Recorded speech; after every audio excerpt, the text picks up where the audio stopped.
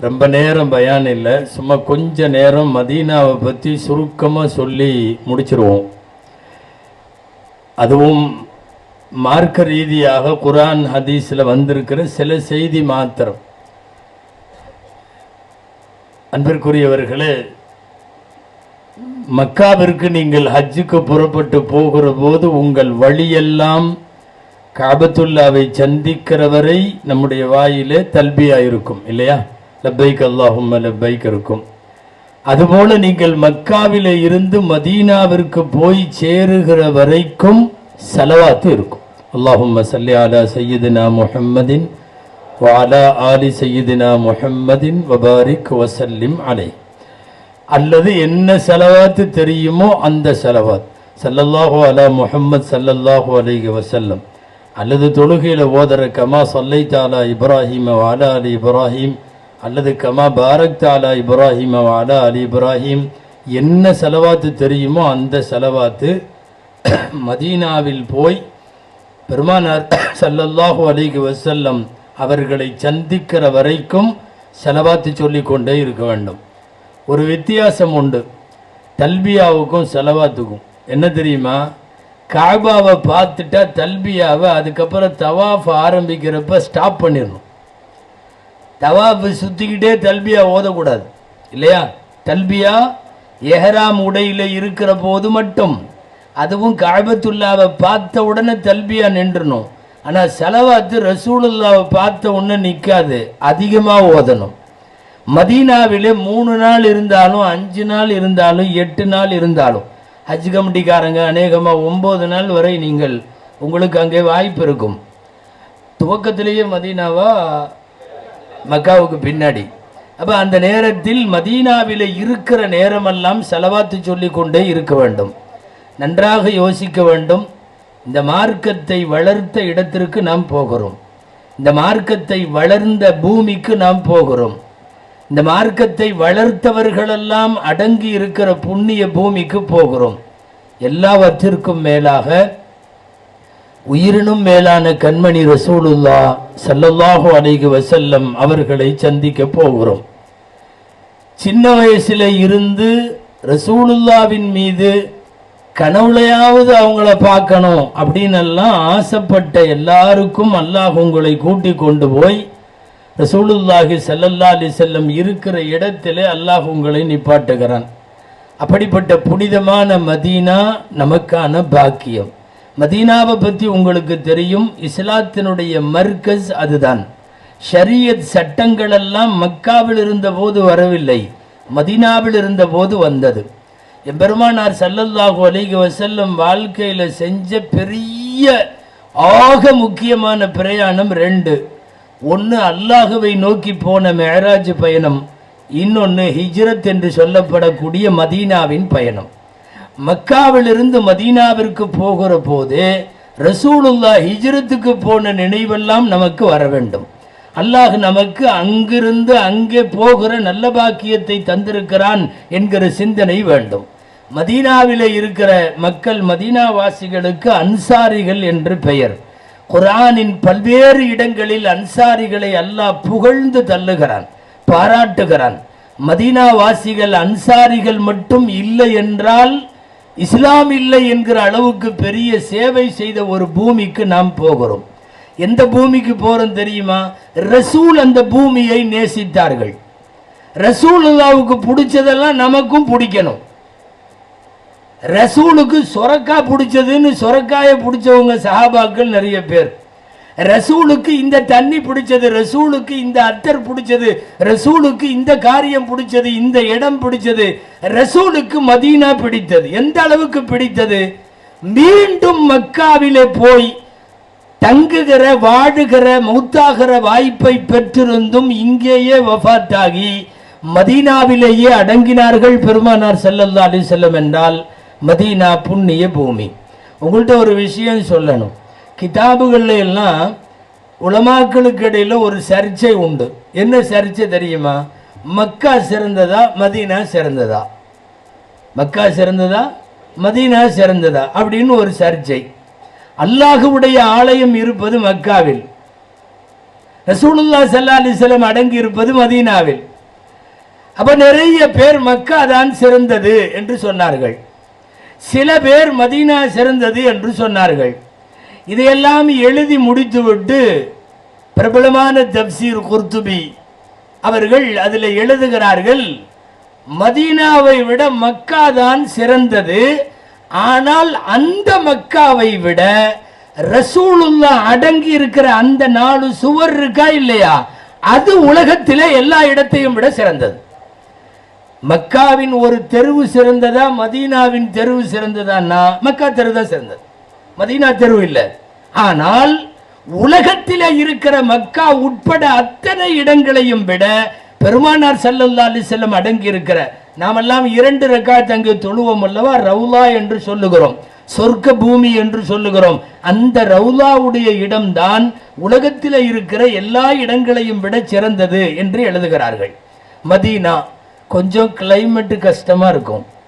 மதீனாவின் கிளைமேட்டை பொறுத்து கொண்டவர்கள், சகித்து கொண்டவர்களுக்கு ரசூலுல்லாஹ் பாவ மன்னிப்பு தேடி துவா செய்திருக்கிறார்கள். ஏன்னா குளிரா இருந்தாலும் ரொம்ப மோசமான குளிர், வெயிலா இருந்தாலும் ரொம்ப கடுமையான வெயில். இப்போ நாம் போகிறது உச்சகட்ட வெயில். நம்ம தமிழ்நாட்டில் 109 110க்கே 10 இளநீ மோர் இதெல்லாம் ஓடிட்டு இருக்குது.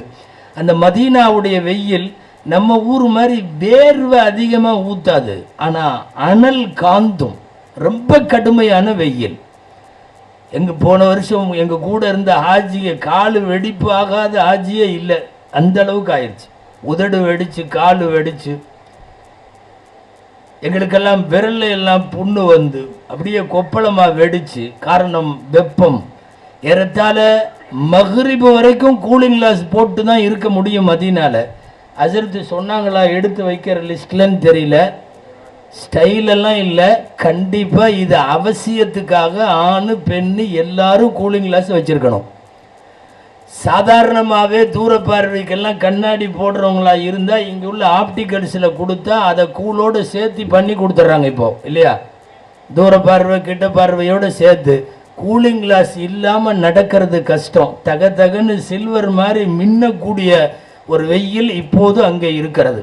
இன்னும் ஹஜ்ஜுக்கு நாம் போய் இறங்கி ஹஜ்ஜு செய்யக்கூடிய நேரத்தில் அநேகமாக ஜூன் கடைசியில் எல்லாம் பயங்கரமான வெயில்.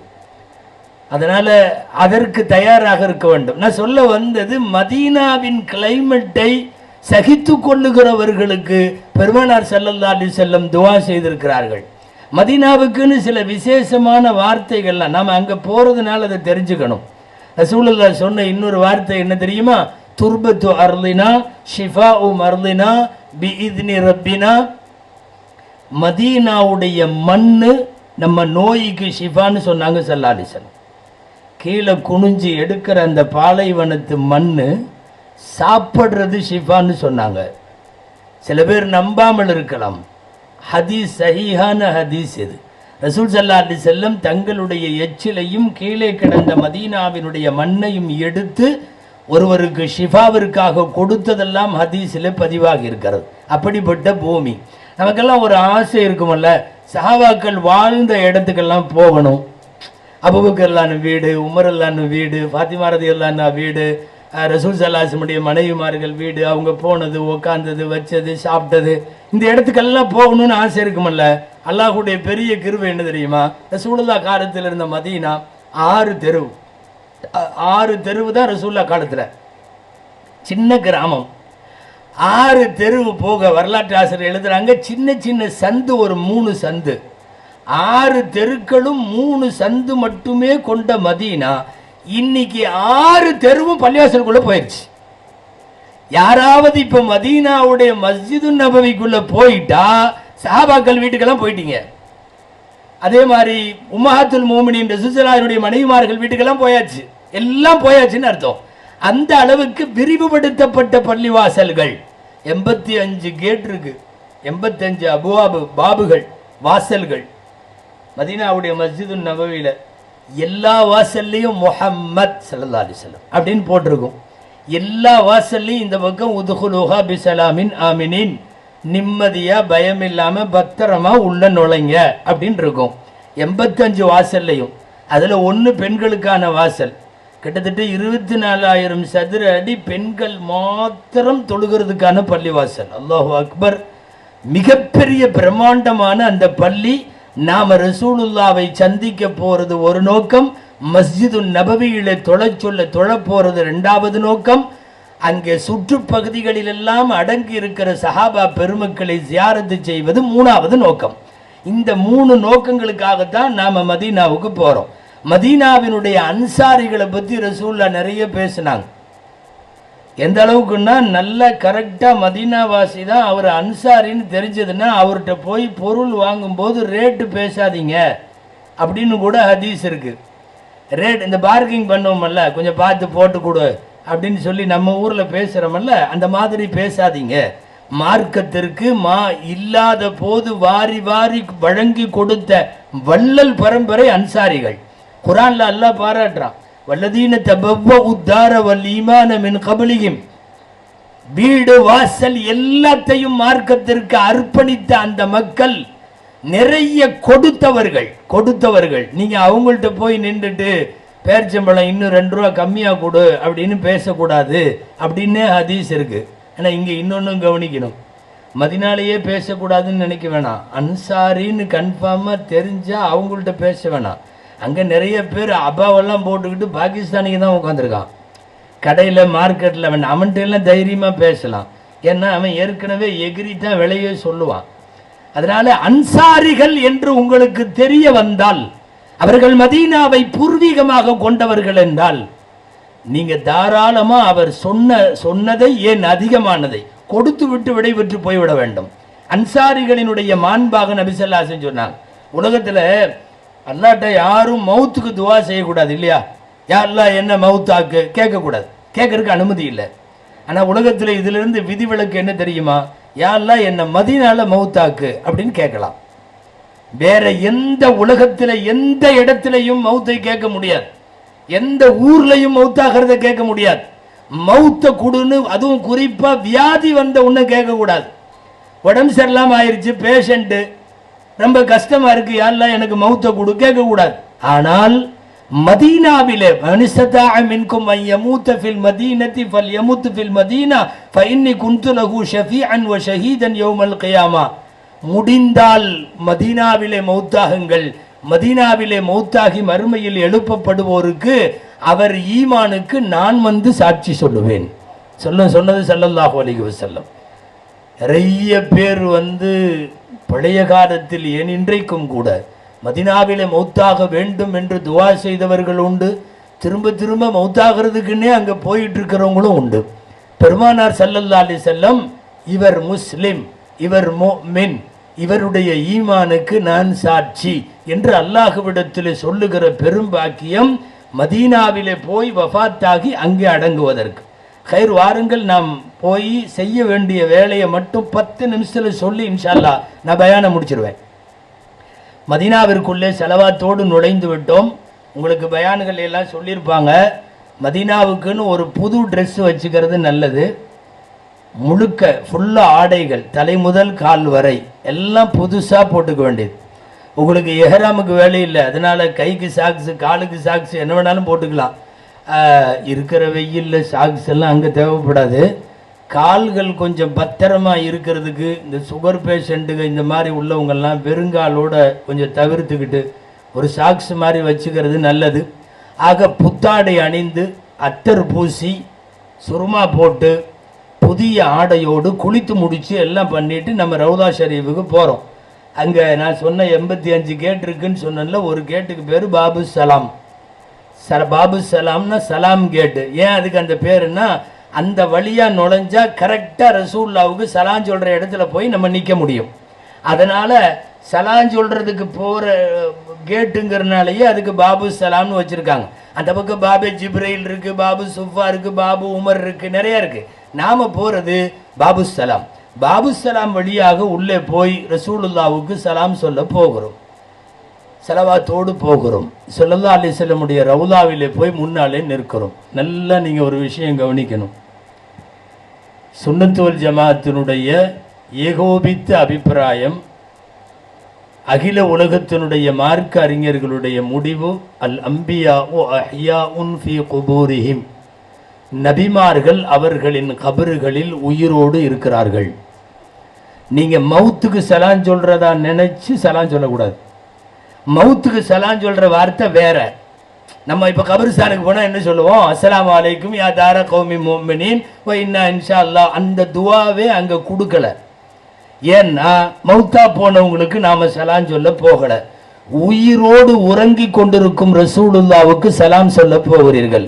அதனால தான் எதிரில் ஒருத்தர் மனுஷர் நிக்கிறப்ப கையை காட்டுவோம்ல, அஸ்ஸலாமு அலைக்கும், அந்த வார்த்தை தான் அஸ்ஸலாத்து வஸ்ஸலாமு அலைக்க யா ரசூலல்லாஹ். இப்படிதானே சொல்றோம்.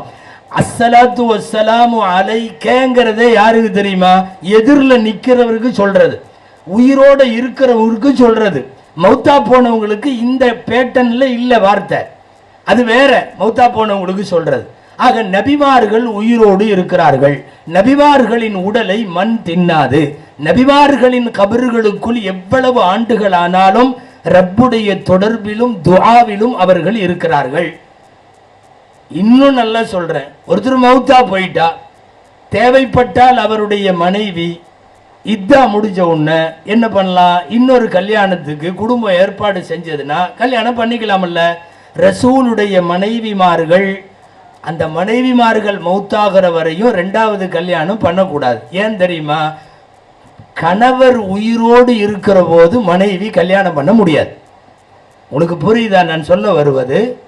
ஏன் நபிமார்கள் ஸல்லல்லாஹு அலைஹி வஸல்லமுடைய மனைவிமார்கள் ஏன் மறுமணம் செய்ய முடியாதுன்னா, புருஷன் உயிரோடு இருக்கிறப்ப மறுமணம் செய்யறது ஆறாம். எனவே அவர்களெல்லாம் மனம் முடிப்பவர்கள் அல்ல, மனம் முடிக்கல மௌத்தா போற வரையும். இது குர்ஆன் உள்ள ஆயத்து. வலா அன் தன்கிஹு அஸ்வாஜஹு மின் பஅதிஹி அபதா. எந்த காலத்திலும் பெருமானாருடைய மனைவிமார்களை யாரும் திருமணம் செய்ய முடியாது. காரணம், கணவராகிய எம்பெருமான் ஸல்லல்லாஹு அலைஹி வஸல்லம் உயிரோடு படுத்திருக்கிறார்கள். இப்போ உயிரோட உட்கார்ந்திருக்கிற ரசூலுல்லாவுக்கு சலாம் சொல்லுகிற அந்த அடக்க ஒடுக்கம், பவ்யம், கண்ணியம் இதோட போகணும். சில பேர் ஜோஷ் வந்து ஓன்னு கத்திக்கிட்டு உள்ள போவாங்க. அஸ்ஸலாமு அலைக்கும் யா ரசூலல்லாஹ். தப்பு. ஒரு உஸ்தாது முன்னாடி உட்கார்ந்துருக்கார், ஆக பெரியவங்க உட்கார்ந்துருக்கிறாங்க, நாம ஓன்னு கத்திக்கிட்டா போவோம்? பவ்யமா போய் நிக்கணும், அடக்க ஒடுக்கத்தோடு நிக்கணும். நீங்க மௌத்துக்கு முன்னாடி நிக்கல. நான் திரும்ப திரும்ப சொல்றேன், ஸல்லல்லாஹு அலைஹி வஸல்லமுக்கு சலாம் சொல்லுங்கள். இந்த உங்களுக்கு கொடுக்குற அந்த புஸ்தகத்துல கிதாபுல எல்லாம் ரசூலுல்லாஹ்வுக்கு சொல்ற சலாம் இவ்வளவு பெருசு இருக்கும். ஐயோ நபியுல்லாம் சொல்லி பல்லகத்த ரிசாலா வாத்தைத்தல்லாமா அவ்வளவெல்லாம் அங்கே ஓதுறதுக்கு நேரம் இருக்காது. அது ஹஜ்ஜு காலம் அல்லாமல் ஏதாவது உம்ரா போகிறவங்க வேணால் சாவகாசமாக ஒரு ஓரத்தில் நிற்கலாம். போலீஸ்காரங்க இப்படி தள்ளிக்கிட்டே இருப்பாங்க, போ போ போன்னு. சலாம் மட்டும்தான் சொல்ல முடியும். நீங்கள் அஸ்ஸலாத்து வஸ்ஸலாமு அலைக்க யா ரசூலல்லான்னு சொல்லுங்கள். அது போக உங்களுக்கு யாரெல்லாம் எங்கிட்ட சலாம் சொல்லி விட்டாங்களோ அவர்கள் அத்தனை பேரின் சார்பாக அஸ்ஸலாத்து வஸ்ஸலாமு அலைக்க யா ரசூலல்லாஹ் அப்படின்னு சொல்லிடணும். அஸ்ஸலாத்து வஸ்ஸலாமு அலைக்க மின்னி வ மிம்மன் அவ்ஸானி பிஸ்ஸலாம் அப்படின்னு அரபில தமிழ்லையே சொல்லிடலாம். இதுக்கு அப்புறமும் உங்களுக்கு அங்கே பை சான்ஸ் சில நேரங்களில் உங்களுக்கு நேரம் கிடைக்கலாம். நேரம் கிடைக்கலாங்கல்ல, நம்மளா ஏற்பாடு பண்ணணும். குளிர்காலத்தில் உம்ரா போனால் மதீனால வெளியே வர முடியாது. இது வெயில் காலம். நீங்கள் தாராளமாக நைட்டு கிளம்பி அப்படி ஒரு 12 மணி கூட போகலாம் வெளியில். ஒன்று தெரியுமா, 24 மணி நேரமும் மஸ்ஜிது நபவி திறந்திருக்கும். 24 மணி நேரம். நீங்கள் தொழுகை நேரத்தில் போகும்போது தான் ரொம்ப க்ரௌடு. நீங்கள் தொழுகை அல்லாத நேரத்தில் 12 மணி 1 மணி தஹஜ்ஜத் இந்த மாதிரி எல்லாம் போகிற போது ஓரளவு வாய்ப்பு கிடைத்தால் சலாம் சொல்கிறப்போ அஸ்ஸலாத்து வஸ்ஸலாமு அலைக்க யா ரசூலல்லாஹ்னு சொல்லிட்டு தேவைப்பட்டால் நம்ம குடும்ப உறுப்பினர்கள் பேர் மட்டுமாவது சொல்லலாம். என்னுடைய மகனுடைய, என் மகளுடைய, என் தாயாருடைய, என் தந்தையுடைய பேர் சொல்லி இவங்களுடைய சலாம் அப்படின்னு சொல்லி ஒவ்வொரு தடவையும் அஸ்ஸலாத்து வஸ்ஸலாமு அலைக்க யா ரசூலல்லாஹ்னு சொல்லுவோம். அப்படி இல்லை அப்படின்னா சலாம் சொல்லி விட்டு எல்லோரின் சார்பாகன்னு சொல்லிடலாம். நல்லா தெரிஞ்சுக்கணும், கோடிக்கணக்கான பேர் ஒரே நேரத்தில் சலாம் சொன்னாலும் எம்பெருமான் ஸல்லல்லாஹு அலைஹி வஸல்லம் பதில் சொல்லுகிறார்கள், துஆ செய்கிறார்கள். அந்த சலாம் அல்லாஹ்விடத்தில் 1க்கு 10 எழுதப்படுகிறது. சஹீகுல் புகாரியுடைய ஹதீஸ், என் மீது ஒரு தடவை ஸலவாத்து சொன்னால் 10 தடவை அல்லாஹ் அவருக்கு நன்மை தருகிறான். இது சும்மா பலவீனமான ஹதீஸ் எல்லாம் இல்லை, பக்காவான ஹதீஸ். நீங்க ரசூலுக்கு சொல்லுகிற ஸலவாத்தும் சலாமும் அவ்வளவு மரியாதையானது. கொஞ்சம் தள்ளி நின்று அபூபக்கர் ரலியல்லாஹு அன்ஹுவுக்கு இதே மாதிரி சலாம், ஒன்றும் இல்லை, அஸ்ஸலாத்து வஸ்ஸலாமு அலைக்க யா அபூபக்கர் அல்லது அபூபக்கர் அவர்களே அஸ்ஸலாமு அலைக்கும் சொன்னால் போதும். அடுத்தது உமர் ரலியல்லாஹு அன்ஹு. இந்த 3 பேரும் உலகத்தினுடைய மொத்த மனித சமுதாயத்தின் முத்துக்கள் 3. இந்த 3 பேர்த்துக்கும் சலாம் சொல்லிட்டு அங்கே செலவாத்தோ கிதாபுகளோ உங்கள்கிட்ட கையில் இருக்கிற துவாவோ எதா இருந்தாலும் வாய்ப்பு இருந்தால் ஓதுங்க, இல்லைன்னா வெளியே வந்துடுங்க. இப்போலாம் அப்பாயின்மெண்ட் படி ரவுலால தொழுகருக்கு வாய்ப்பு கொடுக்குறாங்க. இந்த பச்சை கார்பெட்டுன்னு சொல்கிறோமல்ல, ரவுலத்துல் ஜன்னான்னு பேர். உங்களுக்கெல்லாம் தெரியும், பயான்களில் கேட்டிருப்பீங்க. சொர்க்கத்தில் 2 ரக்காயத்து தொழுகிறதா அர்த்தம். அந்த இடத்துல தொழுதா சொர்க்கத்திலேயே தொழுகிறதா, மிகையெல்லாம் இல்லை, ஹதீஸ்லேயே அப்படி வருது. அந்த பூமி சொர்க்கத்துடைய பூமி. நேரடியாக போய் அங்கே நின்று தொழுதவர்கள் சொர்க்கத்துக்கு போயிட்டு வந்துட்டாங்கன்னு அர்த்தம். அல்லாஹ் நம்ம எல்லோருக்கும் நசீபை தருவானாக. ஏன்னா இந்த அப்பாயின்மெண்ட்டு குளறுபடிகளில் இதுக்கு முன்னாடி சில பேர் எல்லாம் ஹஜ்ஜுக்கு போயிட்டு ரவுலால தொழுக முடியல, போன வருஷம் கூட முடியல, வந்துட்டாங்க, சலாமெல்லாம் சொல்லிட்டாங்க, மஸ்ஜிது நபவியில் தொழுதுட்டாங்க. இந்த பச்சை கார்பெட்டு உள்ள அந்த ரவுலால தொழ முடியாமல் போயிடுச்சு. அது அப்பாயின்மெண்ட்டை கரெக்டாக நீங்கள் இது பண்ணி ஃபாலோ பண்ணி, ஹஜ் கமிட்டியில் அதுக்கான ஏற்பாடு இருக்கும் இன்ஷா அல்லாஹ். அங்கே போய் நின்று 7 தூண்கள் அங்கே இருக்குது. ரசூல் ஸல்லல்லாஹு அலைஹி வஸல்லம் உட்கார்ந்த தூணு, ரசூலுல்லா வெளியூர்காரங்கள்ட்ட பேசின தூணு, ரசூலுல்லா தஹஜ்ஜத் தொழுத தூணு, ஆயிஷாவுடைய தூணு, தௌபாவுடைய தூணு, இப்படி எல்லாம் தூண்கள் இருக்குது. அந்த எல்லா தூண்களும் துவா கபூல் ஆகிற இடம். நீங்கள் உள்ளே போனோடனே ஏதாவது ஒரு தூணில் தான் நின்று தொழுகுவீங்க. அந்த தூண்கள்லாம் ஏதோ பள்ளிவாசல்ல என்ன இத்தா பெரிய பள்ளிங்கிறாங்க, இவ்வளவு பக்கத்தில் கட்டி வச்சிருக்கிறாங்க தூணுன்னு நினைக்க வேண்டாம். வரலாற்று சின்னங்களாக இருக்கிற தூண்கள். எத்தனையோ மாற்றங்களை செய்து வரக்கூடிய சவுதி அரசு நல்ல வேளை அந்த தூண்களை அப்படியே வச்சிருக்காங்க. அந்த தூண்களில் நின்று நாம் தொழ வேண்டும், துவா செய்ய வேண்டும். குறிப்பாக உங்களுக்கு நேரம் கிடைத்தால் உஸ்துவானத்து தௌபா தூணுன்னு ஒரு தூண் இருக்கு, அங்க மேலே எழுதியிருக்கும் தௌபான்னு. அந்த தூணை அடையாளம் கண்டு நின்று பாவங்களுக்கு மன்னிப்பு கேட்டு அந்த இடத்துல 2 ரக்காயத்து தொழ வேண்டும். யாருக்கும் இடையூறு செய்யாம, யாரையும் இடிச்சு தள்ளாம, மற்றவங்களை டிஸ்டர்ப் பண்ணிட்டு எந்த அமலும் நம்ம செய்யக்கூடாது. நான் சொல்றது டோட்டல் ஹஜ்ஜில். அப்படி தள்ளி விட்டுட்டு போய் இடம் பிடிக்கிறது, அல்லது ஒரு நெருக்கி அவரை தள்ளி விட்டு போய் ஹஜ்ருல் அஸ்வதில் முத்தம் கொடுக்கறது, ரவுலால இடம் பிடிக்கிறதுக்காக யாரையாவது ஒருத்தரை டிஸ்டர்ப் பண்ணிட்டு நம்ம இபாதத் செஞ்சா அந்த இபாதத்தை அல்லாஹ் கபூல் செய்ய மாட்டான். அல்லாஹ் உங்களுக்காக வழிவகைகளை செய்வான்.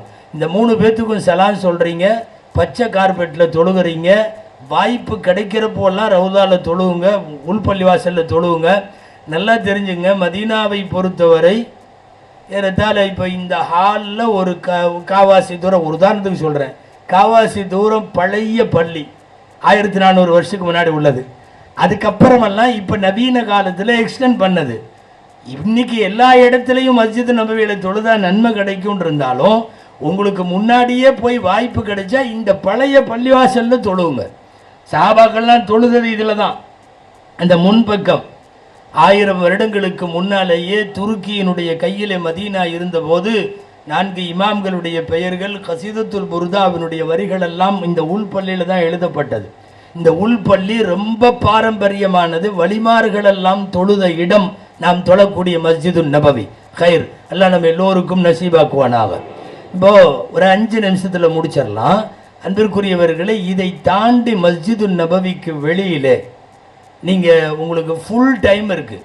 மக்கால தான் தவாஃபு உம்ரான் எல்லாம் வேலை, இங்கே ஒன்றுமே இல்லை. ஃபஜ்ர் டு லொஹுர் எந்த அமலும் இல்லை. அப்போது பக்கத்தில் ஜன்னத்துல் பகி இருக்குது, கபரிஸ்தான். சுமார் 12,000 சஹாபாக்கள் அங்கே அடங்கியிருக்காங்க. அல்லாஹு அக்பர். உஸ்மான் ரலியல்லாஹு அன்ஹு, ரசூலுல்லாவுக்கு பாலூட்டின ஹலீமா சாதியா, மார்க்கத்திற்கு பேருதவி புரிந்த அப்துல் ரஹ்மான் இப்னு அவுஃப் ரலியல்லாஹு அன்ஹு, ரசூலுல்லாவுடைய குடும்பம். நீங்கள் பகீல கபரிஸ்தானில் நுழைஞ்ச உடனே ரைட் சைடு டோட்டலாக ரசூலுல்லாவுடைய குடும்பம். பெரிய பெரிய மாலிக் இமாம் போன்ற இமாம்கள் எல்லாம் அந்த இடம். நட்ட நடுவுல ஜன்னத்துல் பகீல போனீங்கன்னா ஒரு கபர் பெருசா இருக்கும், ஒரு வட்டம் போட்டு கல் வச்சு காட்டுவாங்க, அது உஸ்மான் ரலியல்லாஹு அன்ஹு. உஸ்மான் ரலியல்லாஹுடைய இடத்திலிருந்து இடது பக்கம் வந்தீங்கன்னா ஹலீமா அம்மாவுடைய கபர். அங்கே அந்த போலீஸ்காரங்களுக்கு இப்படி கையை எடுத்தா அலர்ஜி, அதனால் கையை இப்படி வச்சுட்டு நின்றீங்கன்னா வந்து தட்டி விடுவான். நம்ம கையை தொங்க போட்டு கூட ஓதலாம், தப்பில்லை. அவன் இல்லாத நேரத்தில் கையை தூக்கி கேட்டாலும் தப்பில்லை.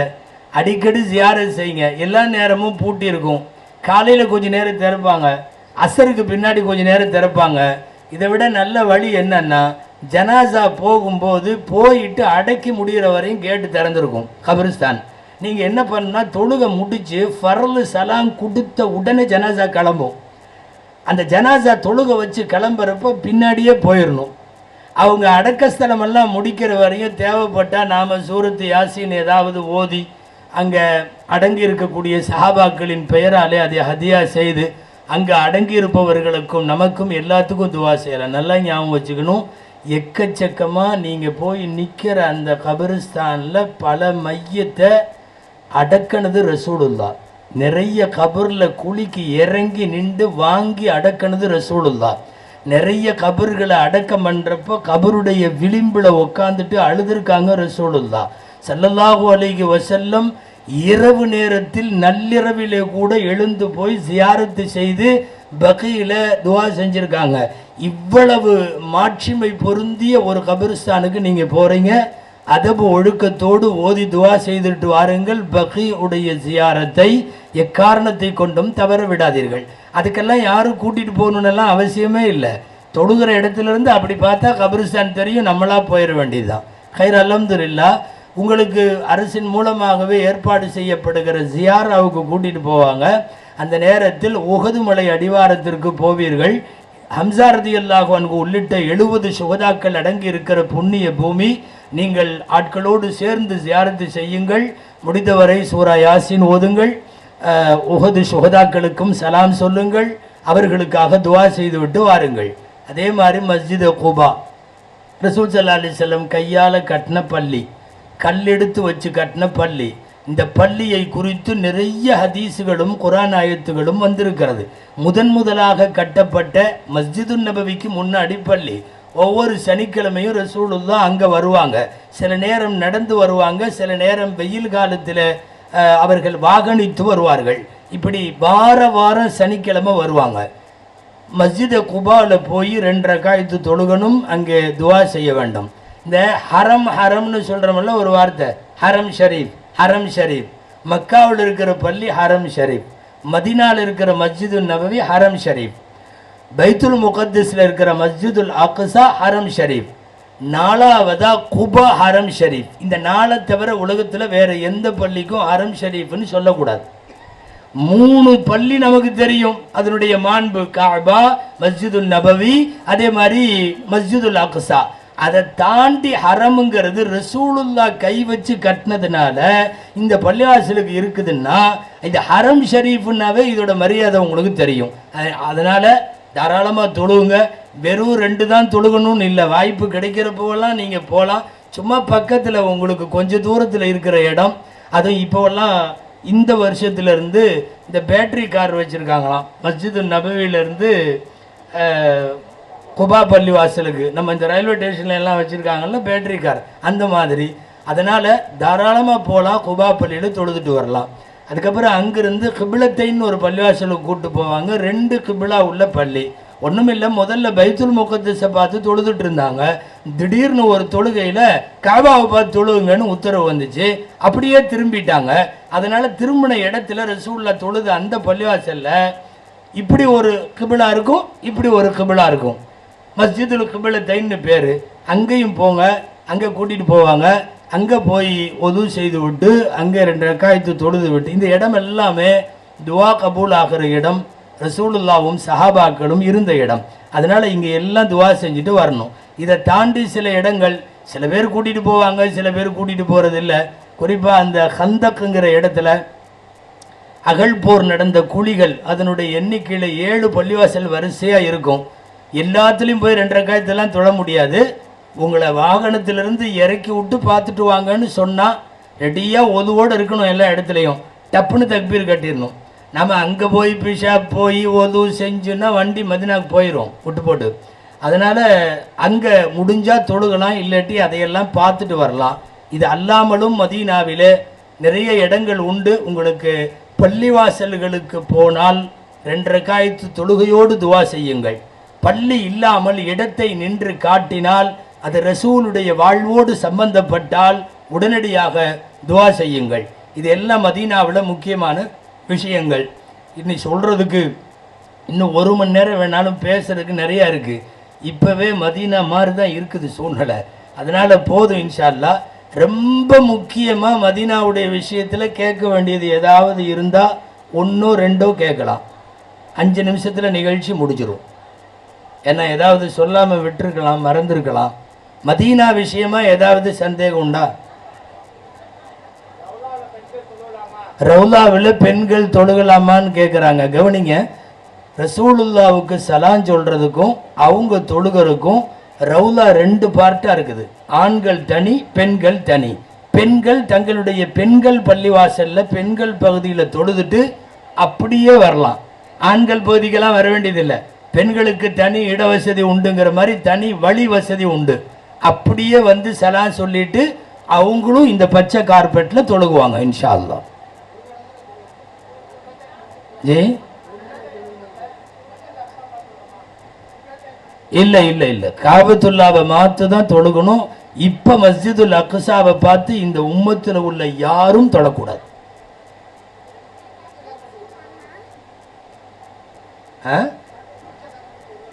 பச்சை கார்பெட்டில் அப்பாயின்மெண்ட் படி ஒரு தடவை ஒன்ஸ் உள்ளே போவீங்க. ஒரு 20 நிமிஷம் அரை மணி நேரம் கூட எடுத்துக்குவாங்க. ஆசை தீர தொழுதுட்டு துவா செஞ்சுட்டு வந்துட வேண்டியதுதான்.